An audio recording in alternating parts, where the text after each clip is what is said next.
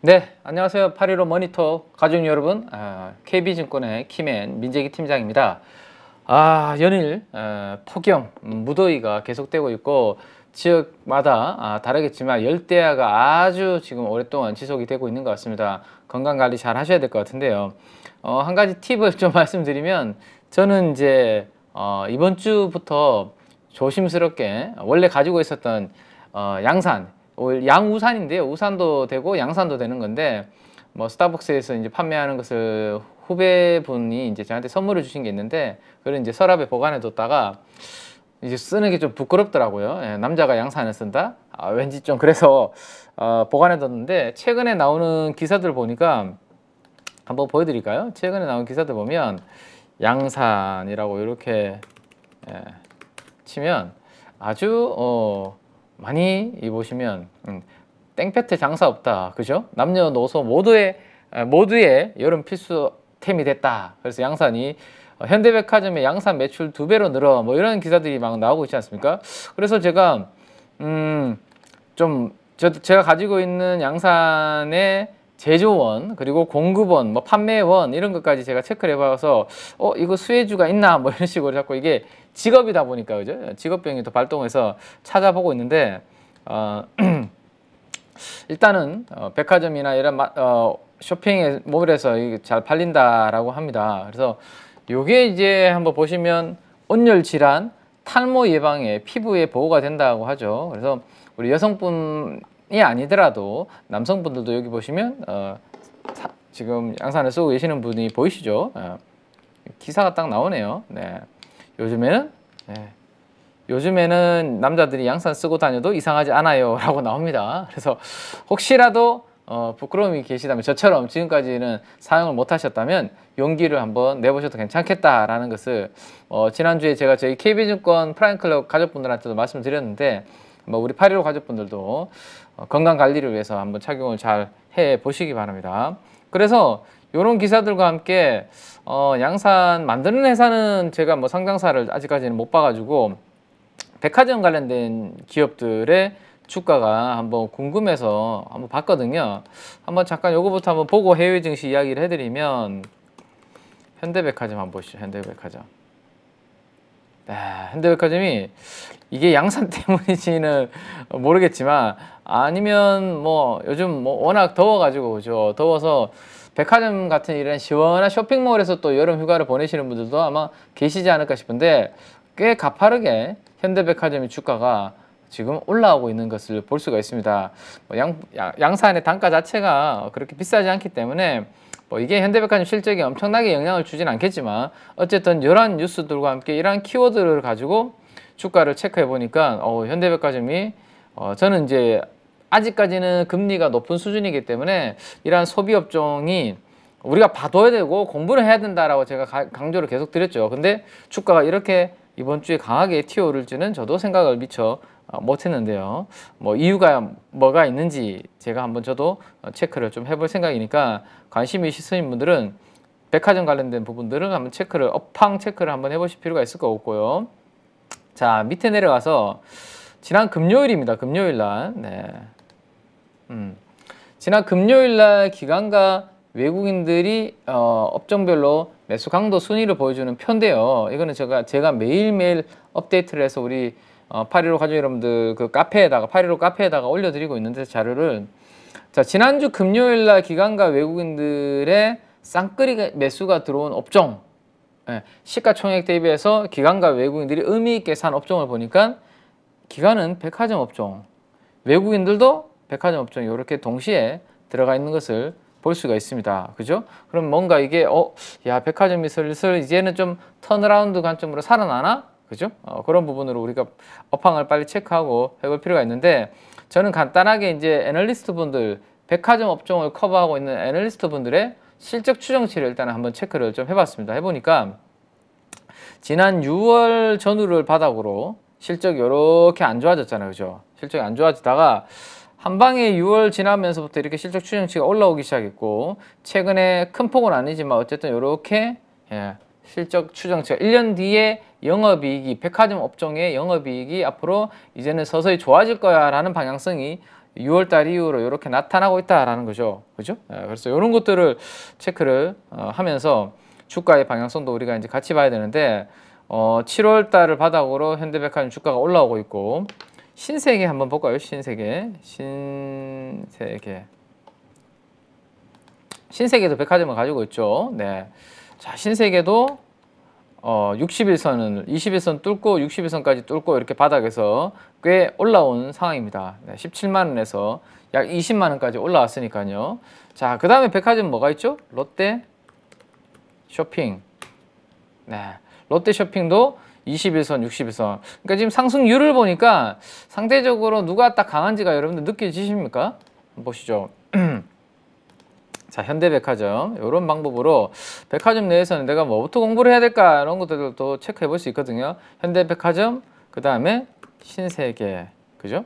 신세계 이렇게 선택을 하고 그 다음에 비교에 추가해서 롯데 쇼핑까지 이렇게 추가를 해봅니다. 네, 자, 이렇게 해서 그러면 최근 일주일 동안의 흐름을 한번 이렇게 보면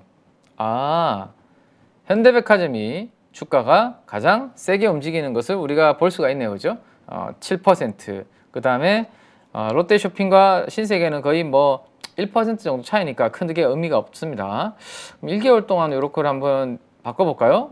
1개월 주가 추이로 보니까 현대백화점, 신세계, 롯데쇼핑 이렇게 순서대로 지금 움직이는 그런 모습들이 나타나요. 그러면 백화점 업종이 양산 매출 때문인지 뭐 때문인지 한번 애널리스트의 산업 보고서도 한번 찾아보고 그리고 뭐 뉴스도 체크를 해보고 그죠?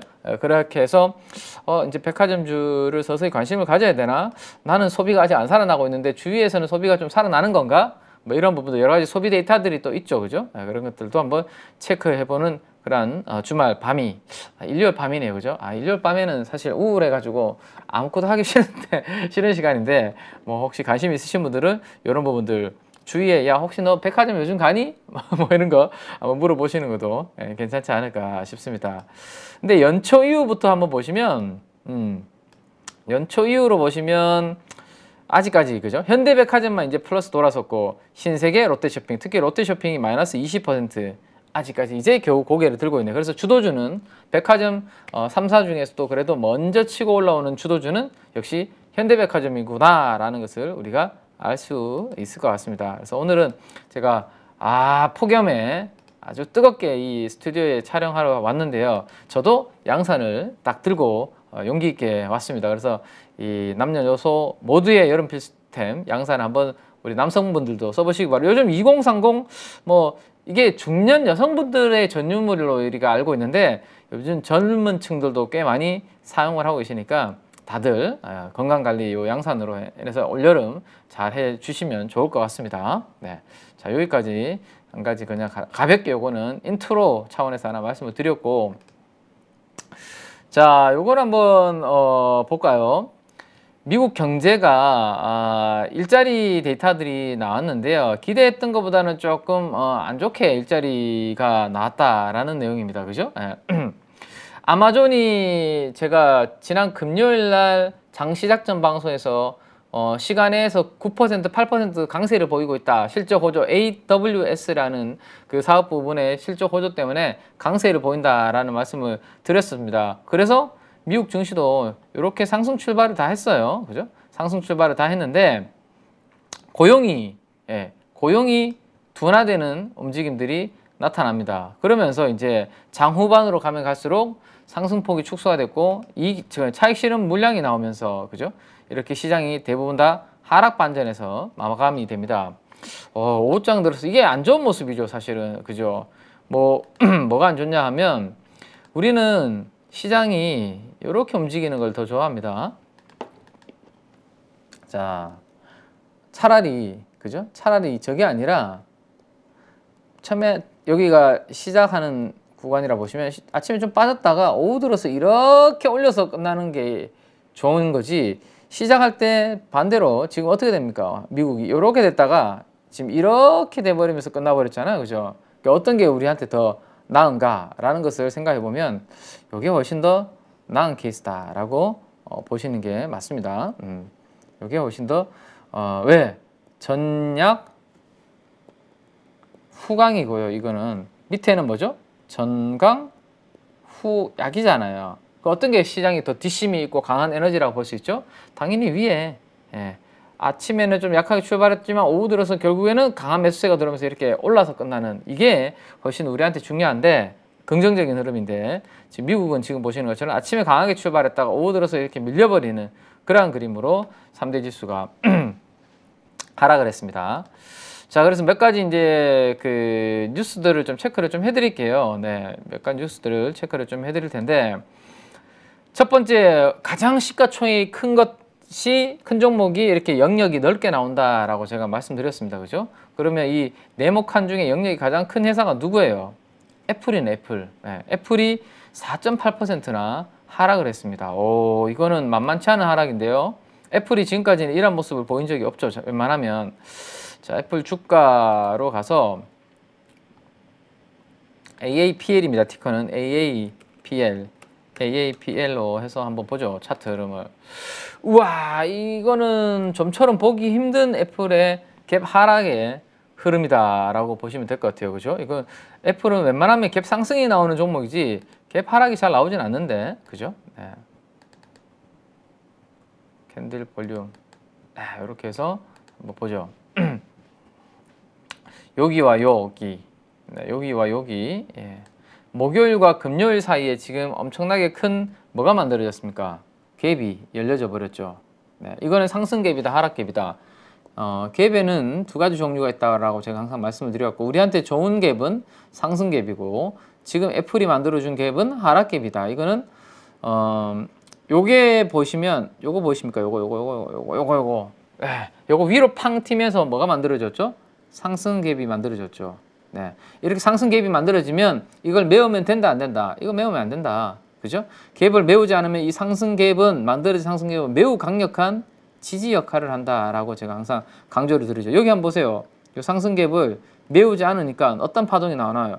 170달러에서 거의 200달러까지 예, 그냥 이렇게 쭉 타고 올라가잖아요. 그죠? 저렇게. 자, 그러면 이제 반대로 이거는 뒤집어서 봐야 되죠. 이거는 무슨 갭이다? 이번에 만들어진 것은 하락 갭이 만들어졌고 요렇게 갭을 요렇게 선을 그어볼 수 있을 것 같아요. 자, 그러면 이 갭은 상승 갭은 메우면 안 된다. 메우지 않아야 되고 메우지 않으면 아주 강력한 지지 역할을 한다라고 말씀드렸죠. 그러면 저 하락 갭은 어떻게 해야 된다? 빨리 최대한 하루 이틀이면 땡큐고 어쨌든 빨리 이거는 메워야 된다. 예. 만약에 메우지 못한다라면 반대로 이거는 뭐가 되어 있는 거죠? 저항의 에너지로서 아주 강력하게 작용을 한다라고 이미 우리 815 가족분들한테는 이러한 기술적인 포인트에 대해서 제가 설명을 여러 차례 드렸습니다. 그죠? 네. 자, 그러면 만약에 다음 주에 이 노란색 갭이나 적어도 지난 금요일 날 만들어졌던 이 음봉의 시가를 이게 얼마야? 잠깐만. 여기가 185달러 정도 되나요? 네, 아무튼 그 정도를 빨리 회복을 하면 다행인데 그렇지 않으면 당분간은 이 음봉의 주변에서 이렇게 조금 머무는 그런 그림이 될 수도 있다라는 겁니다. 자, 그거를 알아두셔야 되고요. 일단 애플이 시가총액의 큰 비중을 차지하기 때문에 애플의 주가 움직임이 중요하겠죠. 자, 그럼 무슨 이유 때문에 빠졌는데 라는 것을 한번 체크를 해보죠. 시총도 3조 달러 밑으로 툭 떨어졌다라는 게 이야기가 나오고 있고 3분기 매출 감소. 결국에는 이 앞으로 실적이 조금 주춤하겠구나. 실적 부진 전망이 나왔다라는 거네요. 그죠? 실적 부진 전망이 나왔다라는 겁니다. CFO가 3분기 매출도 2분기 매출 감소와 비슷한 수준으로 전년 대비해서 줄어들 것으로 이렇게 코멘트를 했네요. 참. 하반기에는 애플의 아이폰 15가 나오는데 신제품이 있는데 오히려 신제품 효과가 아니라 실적이 매출이 좀 줄어들 것으로 이렇게 예상을 하면서 시장에서는 시가총액 3조 달러가 넘는 애플이 출렁이면서 미국의 전체 시장에 영향을 좀 줬다라고 그렇게 보시면 될 것 같습니다. 자, 그 다음에 이제 한번 돌아가 보면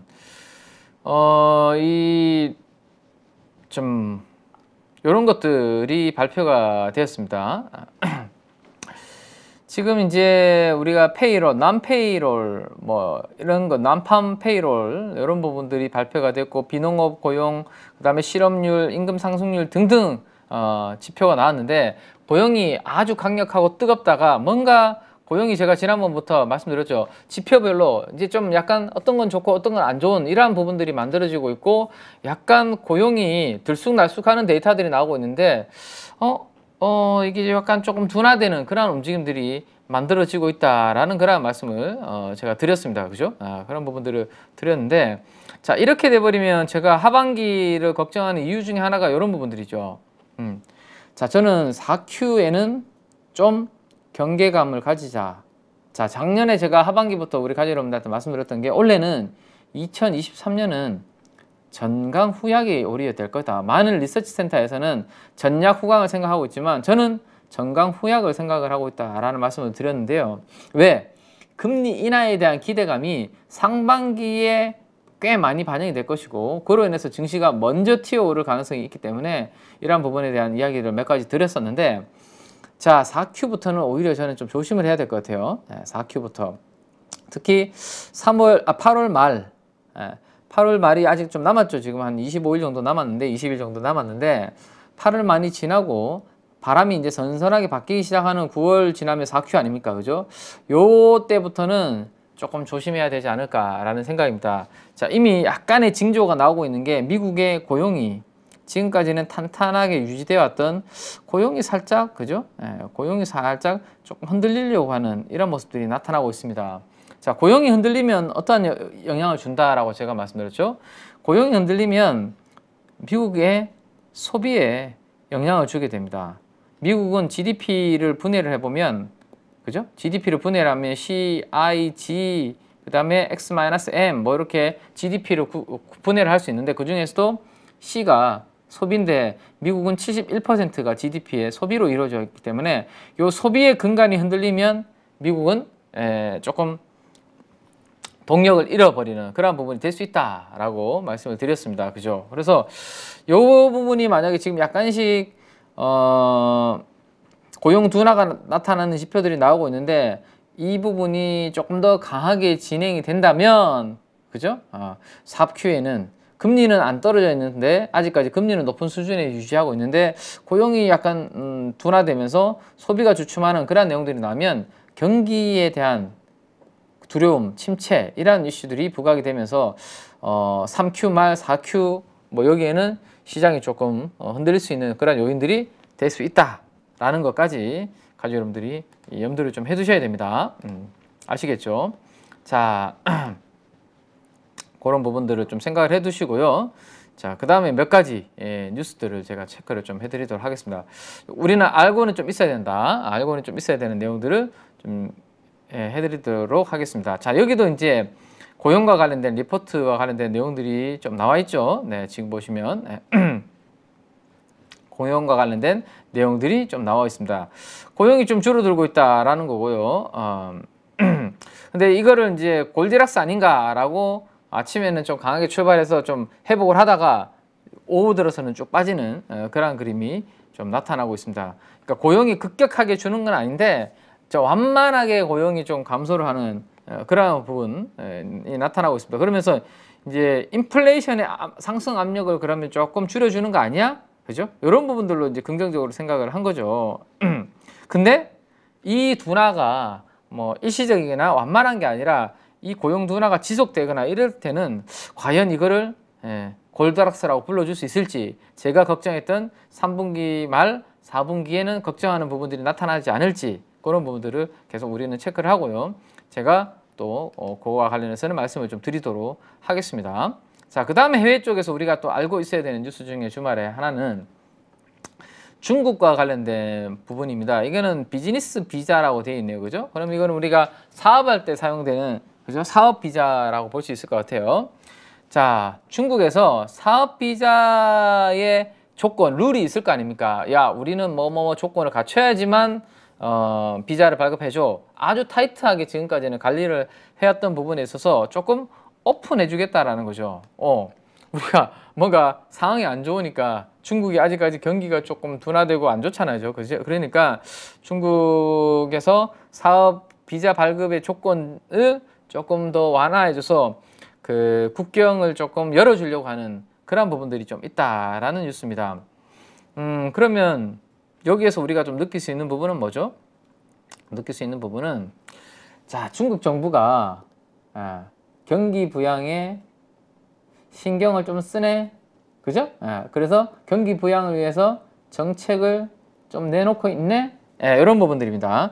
물론 이런 것들이 나온다고 해서 당장 경기는 짧게 움직이는 게 아니잖아요. 이렇게 큰 파동을 그리면서 움직이잖아요, 그죠? 큰 파동에서 움직입니다. 그래서 단기적으로 경기를 뭐 바로 이렇게 돌려세우는 그러한 영향을 주지는 못할 거예요. 하지만 시장에 대해서는 자꾸 시그널을 주는 거죠. 야, 우리 신경 쓰고 있고 이런 부분들에 대해서 심각하다는 것을 인식하고 있고 서서히 그런 부분들을 바꾸려고 노력을 하고 있어 라는 것을 시그널을 준다라는 거죠.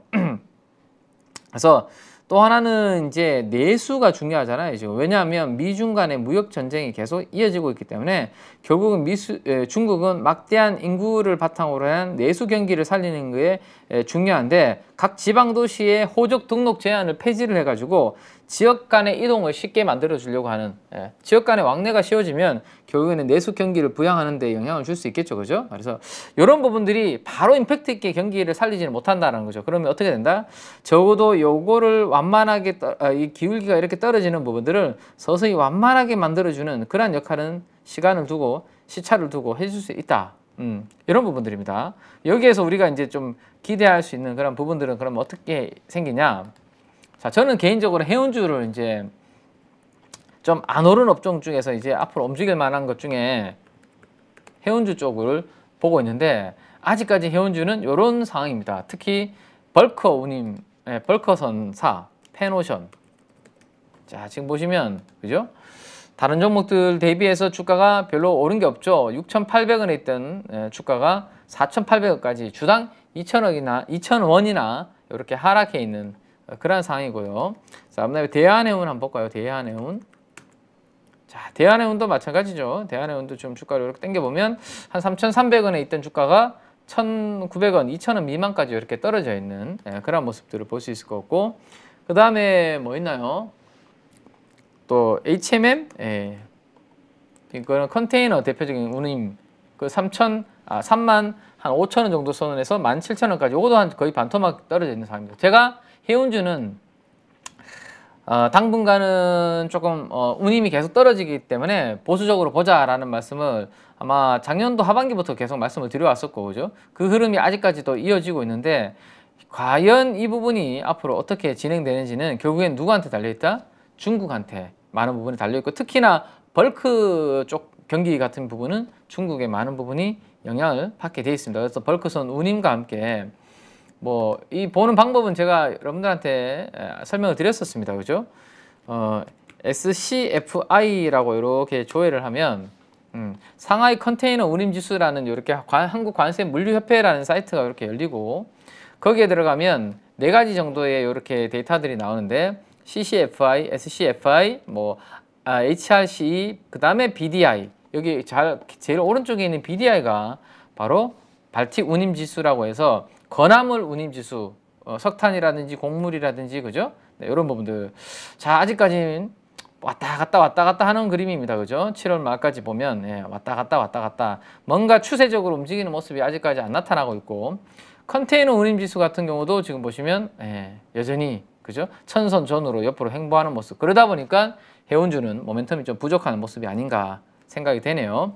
자, 만약에 저게 움직이기 시작한다라면 이 ETF의 움직임을 잘 보실 필요가 있습니다. 하나로 FN 조선해운 ETF라는 건데요. 이거는 조선만 들어가 있는 게 아니라 해운 ETF도 여기에 들어가 있습니다.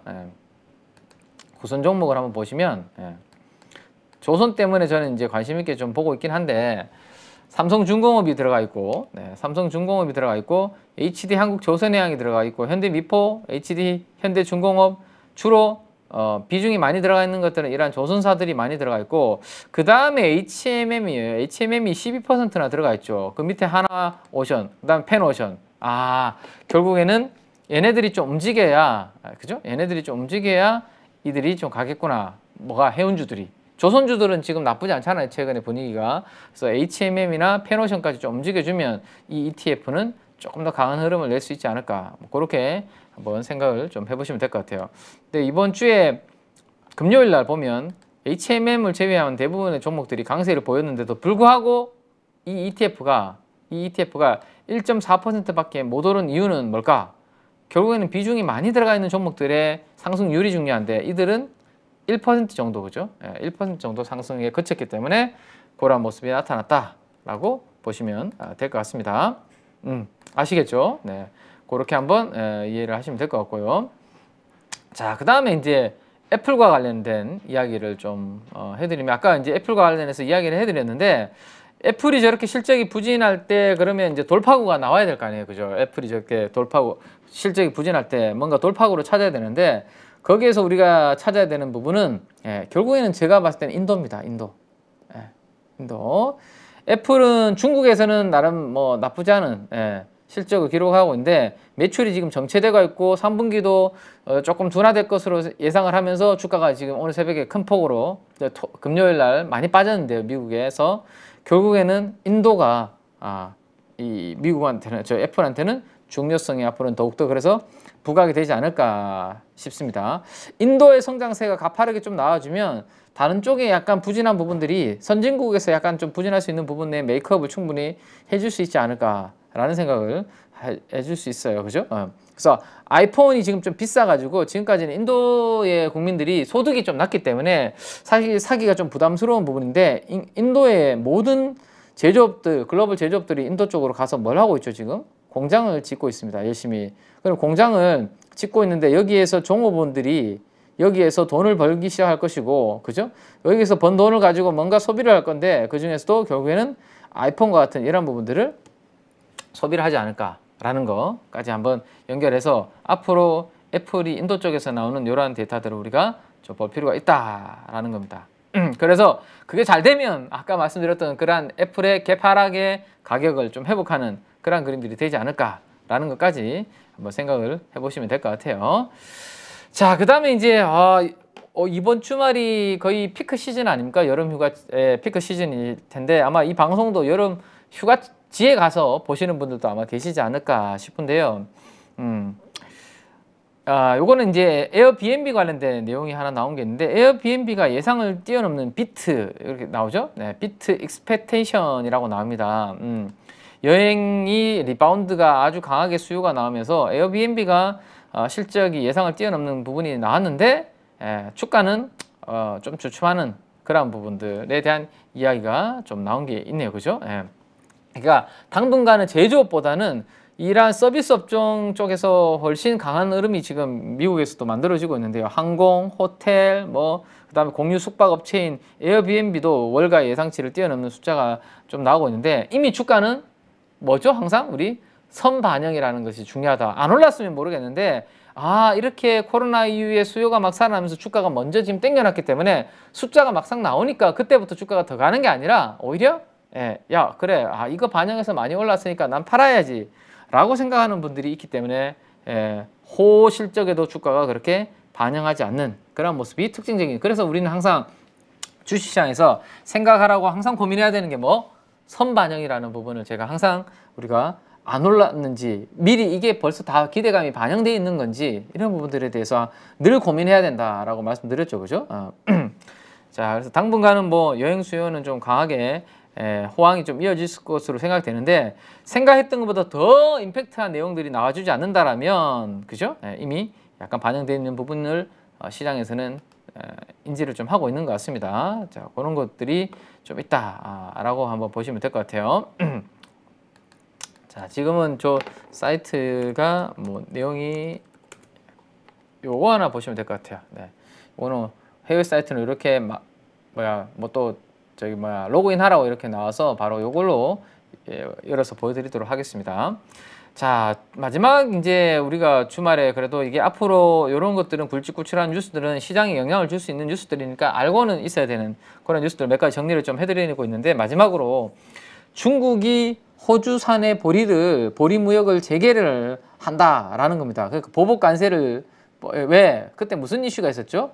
코로나 때 호주가 야 이거 코로나는 중국의 책임이 있다 발언지다 막 이러한 좀 강력한 발언을 하면서 중국하고 호주하고 관계가 안 좋았고 막 서로 뭐 세금 부과하고 때리고 난리 났었잖아요, 그죠? 근데 뭔가 해빙 무드가 만들어지고 있네요, 그죠? 갈등이 나타난 3년 만에 호주산 보리에 대해서 보복 관세를 철회하는 그런 움직임들이 좀 진행이 되고 있습니다.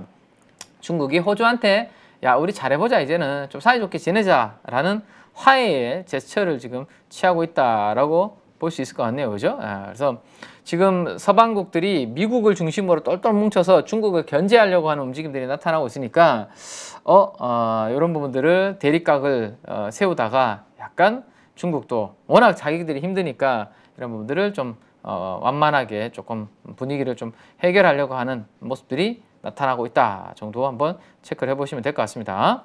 맞죠? 네. 자 여기까지 한번 보시고요. 자 그 다음에 이제 우리 또 이제 국내 이야기 잠깐 또 해드리도록 하겠습니다. 자 뭔가 시장이 지금 더 이상 조금 올라가지 못하고 조금 주춤하는 그런 모습들이 나타나고 있는데요. 자 다음 주는 결국에는 이제 피크 시즌으로 들어갑니다. 뭐에? 실적의 피크 시즌으로 들어가죠. 특히 뭐에? 중소형주들, 대형주들은 이미 실적이 대부분 발표가 되었고요. 이제 조금 사이즈가 덩치가 작은 기업들의 실적이 이제 조만간에 다음 주, 다다음 주 폭발적으로 이제 막 쏟아질 겁니다. 그죠? 그래서 증시가 이제 그러한 부분들을 앞두고 변동성이 살짝 커지고 있는데 일단은 이번 주에 미국의 신용 등급 강등이라는 이슈가 있었고요. 그래서 제가 이제 그 하이힐드 스프레드를 한번 주말에 체크를 해보니까 아직까지는 뭐 역사적인 수준에서 저점 수준에서 큰 움직임은 없다. 없다. 근데 이게 만약에 4%를 돌파해서 튀어오르면 요거는 문제가 될 수 있다라는 말씀 드렸습니다. 그래서 그런 부분들이 있었고 그다음에 금리가 10년물 금리가 4%를 뛰어넘는 그런 부분들도 있었죠. 이런 현상이 나타나면서 차익 실현 욕구가 미국도 그렇고 우리나라도 좀 있었다. 그게 이제 지난주 이번 주 증시를 좀 쉬어가게 만드는 흐름을 만들었다라고 보시면 될 것 같아요. 다만 그렇다고 해서 분위기가 뭐 안 좋냐? 그건 아닙니다. 제가 우리나라 코스피 기업의 이익 추정치 전망치를 한번 주말에 데이터를 한번 그려본 것을 잠깐 한번 보여드리면 자 12개월입니다. 앞으로 1년 뒤에 우리 코스피 기업들의 실적이 좋아질 거냐 안 좋아질 거냐를 보여주는 요 그래프라고 보시면 되는데 자 요거를 잠깐 한번 보여드리면 자 파란색의 방향성을 보시면 됩니다. 파란색의 방향성. 네.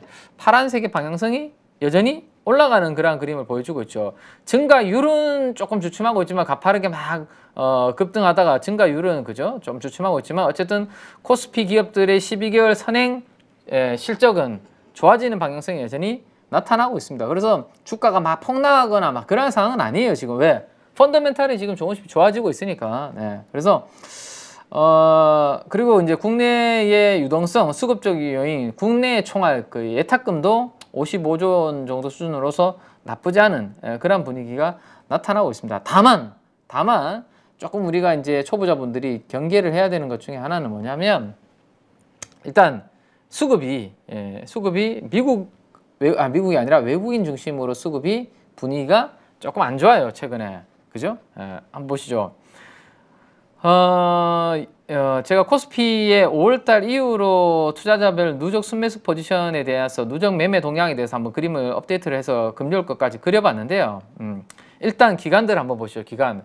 연기금에서 아주 드라마틱하게 이렇게 매도가 나오고 있으면서 전체적으로 기간은 최근에 뭔가 가파르게 매도 포지션이 잡고 있는 거 보이시죠? 그죠? 기관 투자가들.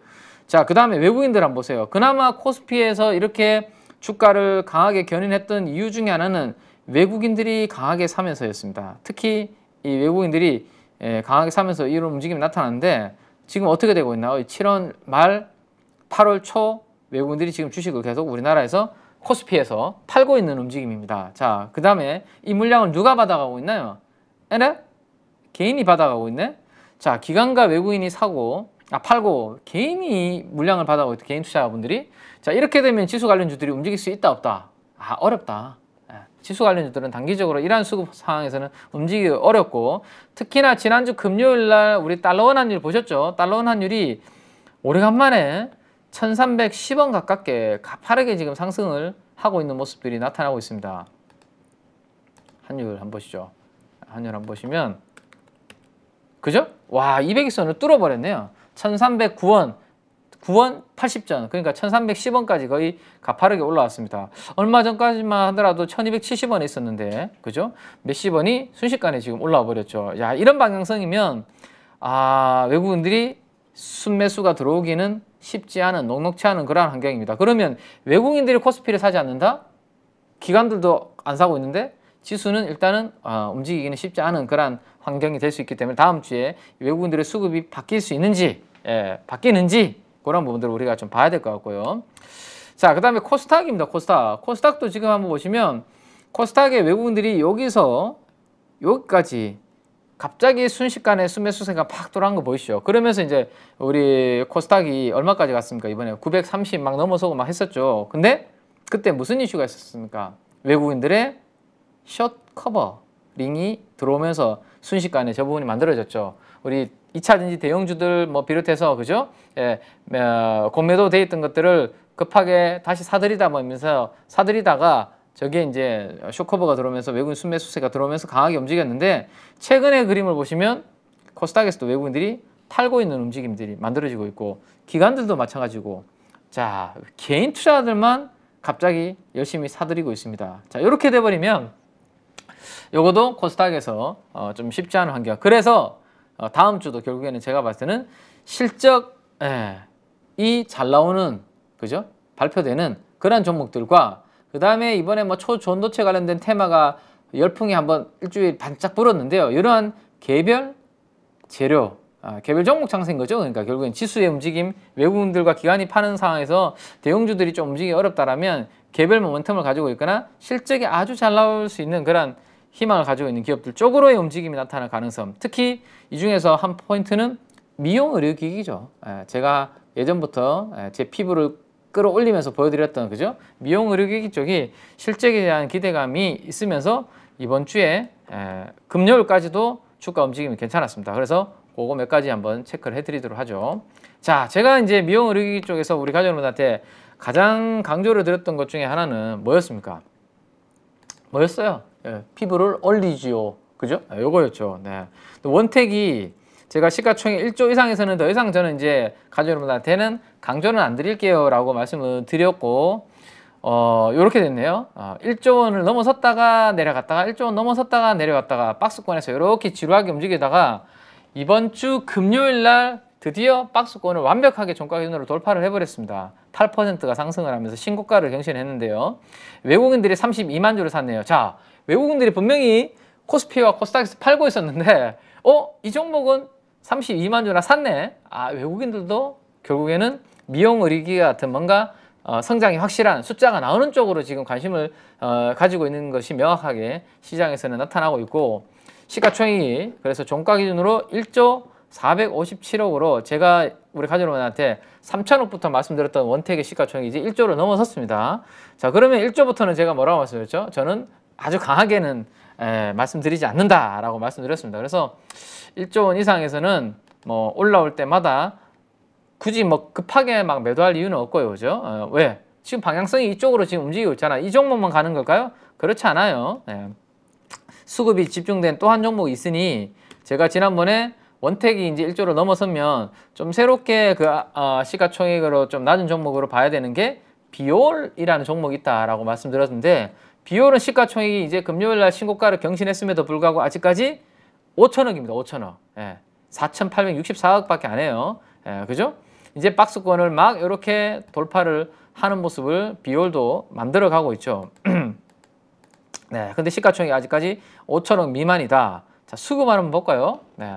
야, 이 종목은 우리가 아까 뭘 봤죠? 기관과 외국인의 수급을 봤는데, 기관도 38만 주를 샀고 외국인도 38만 주를 사고 두 주체가 쌍끌이로 70만 주 이상을 샀는 종목이 비올입니다. 야, 다른 종목들은 팔면서 전체적으로 매도가 잡히는데, 미용 의료기기 중에서도 원택은 외국인들이 샀고 비올은 기관과 외국인이 쌍끌이가 들어오네. 이쪽은 역시 실적에 대한 가시성이 높기 때문에 실적 발표를 앞두고 이들에 대해서 집중적으로 공략하는 게 아닌가라는 것을 우리가 추정을 해볼 수 있다라는 겁니다. 그래서 이런 것들이 다음 주에도 한 축이 될 수 있다라는 거죠. 실적에 대한 뭔가 가시성이 있는, 왜 시장이 뭔가 조금 약간 불안한 그런 부분이, 환율도 튀고 외국인들은 팔고, 그죠? 상황에서는 믿을 수 있는 것은 결국에는 숫자죠. 뭐 숫자. 그래서 미용의료기 쪽으로 움직임이 나타나고 있고, 그 다음에 하나 뭐예요? 제가 화장품까지 지난번에 들고 와서 보여드리는 게 뭐죠? 리쥬란 화장품 보여드렸었죠. 파마 리서치의 리쥬란 화장품, 파마 리서치. 자, 요거는 윗꼬리를 살짝 달긴 했는데요. 그죠? 무려 10%까지 상승을 하다가 이번에 하락한 부분을 거의 회복을 하면서, 그죠? 하면서 전고점을 돌파하려는 움직임이 나왔지만 살짝 윗꼬리가 달려서 5% 상승으로 끝났는데, 파마 리서치의 수급을 한번 볼까요? 자, 요거는 막판에 매도가 좀 나와버렸네요. 기관 투자가들이 한 3만 주 정도 매도가 나와버렸는데, 이 리쥬란은 제가 지난번에 가져왔던 그 화장품 있죠, 화장품. 이 화장품의 매출로 인해서, 성장으로 해서 2분기 실적에 대한 기대감이 지금 시장에서는 많이 가지고 있는 종목이다. 그래서 제가 여기 60일선까지 이렇게 빠졌을 때 오히려 리쥬란은 이렇게 고점 대비해서 좀 빠져서 가격 조정이 나왔을 때가 좀 관심을 가져볼 만한 그런 위치다라는 말씀 드렸고, 아마 그 기대감으로 주가가 좀 움직이는 그런 부분으로 이해를 좀 하시면 되지 않을까 싶네요. 아시겠죠? 자, 그래서 이런 부분들 쪽으로 시장에 지금 우리가 관심 포인트는 계속 다음 주에도 좀 가지고 가야 된다. 그러면 시가총액이 원택 같은 기업들이 1조를 넘어섰으니까 비올가 같은 기업은 이제 3579 뭐 이렇게 보시면 돼요. 그죠? 3천억 넘어서고, 그 다음에 목표 주가 5천억, 그 다음에는 한 7천억 정도 바라볼 수 있는 그런 부분으로 한번 보시면 되지 않을까 싶고, 자, 그 다음에 또 하나의 축은 이번 주에 제가 우리 아침에 대표님하고 하나 봤던 게, 제가 8월 달과 하반기에 좀 개별 종목 장세가 될 때 움직일 수 있는 유망한 테마 중에 몇 가지, 3가지 정도 말씀드렸는데, 그 중에서 로봇에 대해서 제가 하나 말씀드렸었습니다. 그죠? 왜? 5월 달, 6월 달, 주로 6월 달에 제가 많이 이야기 해드렸죠. 남들이 안 쳐다볼 때 로봇 관련해서 다 빠져있고 다들 2차전지 보고 있을 때, 2차전지 같은 것들을 이렇게 사는 게 부담스럽다면 오히려 지금이 남들이 안 보고 있을 때가 로봇 관련주들은 좀 볼만하다. 특히 6월 달에는 제가 정책 모멘텀이 나올 가능성이 높다라고 말씀드렸는데, 어라? 안 나왔어요. 그죠? 6월 달에 정책 모멘텀 안 나오면서 사실 조금 더 쉬었습니다. 근데 최근에 이제 최저임금 이야기 나오고, 그 다음에 여러분들 한번 보세요. 이렇게 폭염이 심하잖아요. 그러면 우리 공사장에 보시면, 공사장이나 야외에서 일하시는 분들 보면 엄청나게 막 땀 흘리면서 힘들게 일하시는 분들이 많습니다. 그리고 택배 기사분들, 그 에어컨도 잘 가동되지 않는 그런 이제 배달 차량에서 막 힘들게 지금 택배 막 이동하고 계시죠. 자, 이런 것들이 점점 어떻게 될까요? 결국에는 저는 앞으로 기후 온난화, 이런 폭염이 심해지는, 우리가 결국에는 뭐 이러한 현상으로 계속 간다라면 결국에는 우리가 힘든 부분들을, 그죠, 대체해 나가는 자동화, 물류 자동화도 그렇고, 그다음에 서비스 업종도의 서비스 로봇도 그렇고, 아마 이쪽으로 계속 대체되는 움직임이 저는 훨씬 더 강화될 가능성이 높다. 그래서 지금은, 지난번에 제가 최저임금 관련해서 이제 상향 조정됐을 때, 자영업자분들, 기업하시는 분들 입장에서는 결국에는 이게 로봇을 도입될 수 있는 그런 부분들이 더 강화될 수밖에 없겠네요 라는 말씀을 최근에 모멘텀을 드렸는데, 날씨가 이게 지구 온난화가 되면서 훨씬 더 이런 부분들은 가속화될 수 있는 모멘텀이 되지 않을까, 그죠? 그런 부분 생각하신다면 결국에는 뭐 레인보우 로보틱스가 이번 주에 월요일과 금요일 날 2번 오르면서 전고점까지 한순간에 갖다 놨습니다. 지금 보시면 이미 벌써 전고점까지. 그래서 항상 봐요, 주가는 이미 움직일 때는 늦는 거죠. 그죠? 그래서 남들이 별로 안 쳐다보고 관심이 없을 때, 그때 가지고 있다가 이러한 모멘텀이 발현되면서 올라올 때는 오히려 이제 지금부터 더 살 사람이 있을까? 누군가 더 비싸게 살 사람들이 있을까라는 고민하면서 팔 시점을 이제 고민해야 되는 그런 부분인데, 아직까지는 저는 괜찮은 것 같아요. 왜? 이제 10만 원에서 13만 원까지 바닥에서 쭉 올라왔는데, 이거 뭐 8월 달에 모멘텀만, 정책적인 모멘텀이 붙어서 발현이 되면 전고점을 뚫어주는 그러한 흐름 한번 기대해 봐도 되지 않을까 싶습니다. 그래서 레인보우 로보틱스 쌍끌이 매수가 금요일날 들어왔는데요. 금요일날 양봉이 시가를 이탈하지 않으면 저는 레인보우 로보틱스 여전히 홀딩이고, 자 그러면 레인보우 로보틱스 대장이 다시 이제 시가총액을 막 지금 2조 6천억을 뚫고 막 이렇게 가버린다면 뭐라고 말씀드렸죠? 제가 항상 그 밑에 있는 시총이 조금 상대적으로 낮은 애들을 또 시장에서는 바라보게 된다. 거기에서 우리가 조금 그래도 근거가 있고 괜찮은 애들을 바라보게 된다면 누굴 봐야 된다? 감속기 애들을 봐야지. 감속기 애들을. 그죠? 예, 감속기. 왜? 나름대로 감속기는 기술력이 매우 중요하고 로봇에 있어서 그래서 원가에서 많은 비중을 차지하고 우리나라에서 국산화함으로 인해서 인정을 받고 있는 쪽이 감속기잖아요. 그죠? 그래서 SPG. 예. 자, SPG가 금요일날 이제 7% 정도 강세를 보이면서 4만 주 정도가 매수가 기관들이 들어왔고요. 외국인들이 10만 주가 들어왔습니다. 뭐야? 아까 우리가 수급 동향을 체크할 때 기관과 외국인들은 다 팔았는데 시장에 대해서는 로봇은 사고 있네요. 그죠? 레인보우 로보틱스도 샀고 SPG도 샀고, 역시 수급이 집중되는 쪽은 이들로 지금 미용 의료기 한 축이 들어왔고, 그죠? 그 다음에 로봇으로 지금 이들은 다른 쪽을 팔아서 이들 쪽으로 들어오고 있구나 라는 것을 볼 수가 있습니다. 그래서 SPG가 시가총액이 7,600억까지 지금 7,600억에서 거래가 되고 있는데 전고점이 지난번에 얼마였나요? 4만 원이잖아요. 그죠? 이번에 정책적인 모멘텀이 부각이 되고 레인보우가 살아있다라면 SPG도 전고점이 4만 원까지는 일단 1차적으로 갈 수 있는 그러한 환경이 만들어질 수 있지 않을까라는 것까지 한번 생각을 좀 해보시면 되지 않을까 싶네요. 그래서 미용 의료기기 쪽에 비올, 그 다음에 여기 뭐죠? 로봇 쪽에 레인보우를 보면서 뭐 이런 저기 SPG라든지 이런 감속기 관련된 기업들, 그 다음에 한 축은 자 우리가 그 빌보드 쪽에서요 앨범 판매에서 순위가 높은 게 중요한 게 아니고 우리 이번에 뉴진스가 어디에서 지금 1위를 했나요? 뉴진스가 자 시카고에서 7만 관객 떼창 거세지는 뉴진스 열풍 나오죠. 이거 제가 이제 우리 8.15 방송을 1년 정도 넘게 했는데 그래서 뉴진스 이야기를 제가 이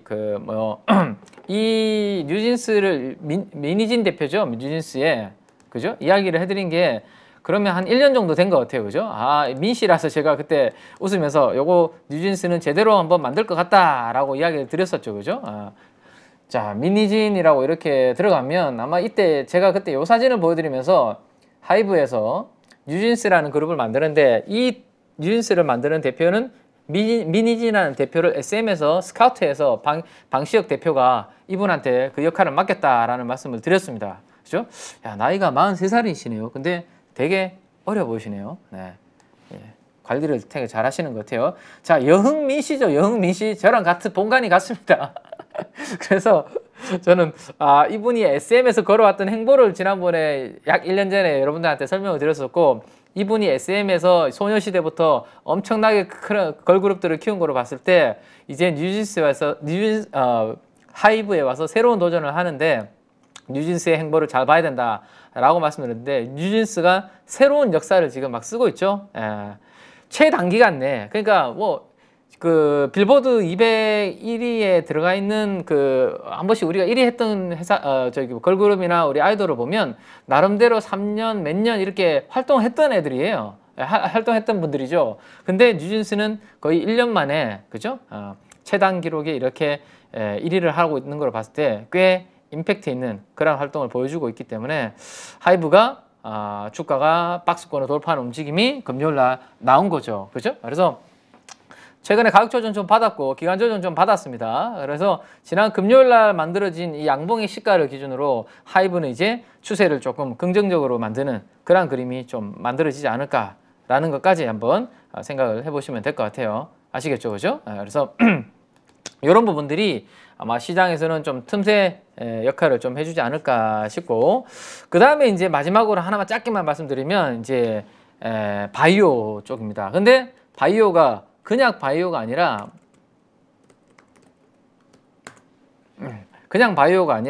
JLK 자 JLK를 한번 보시면 주가가 꺾이지 않고 있어요. 꺾이지 않는 마음으로 지금 JLK가 유지가 되고 있습니다.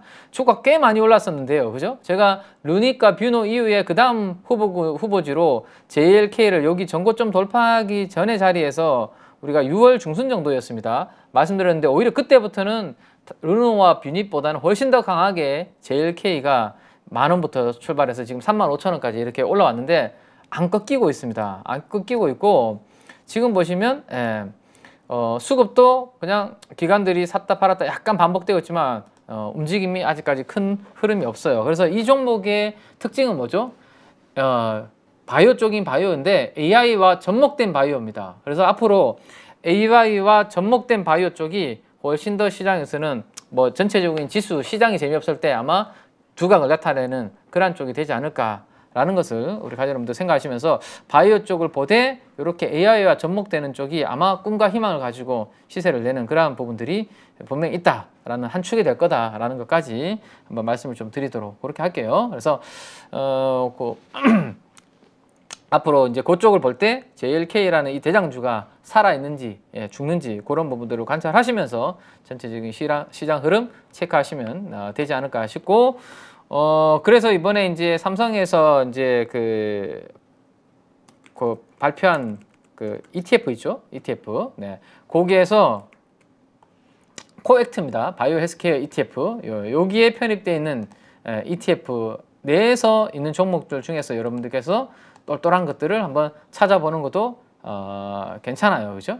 그래서 여기에서 그런 부분들 한번 보시는 것도 괜찮으니까 전체적으로 한번 체크해 보시고 제가 또 내일 장시작전 방송에서 또 다음 주에 똘똘하게 볼 만한 것들을 후속으로 계속 말씀을 드릴 테니까 가족 여러분들 잘 참고하시고요.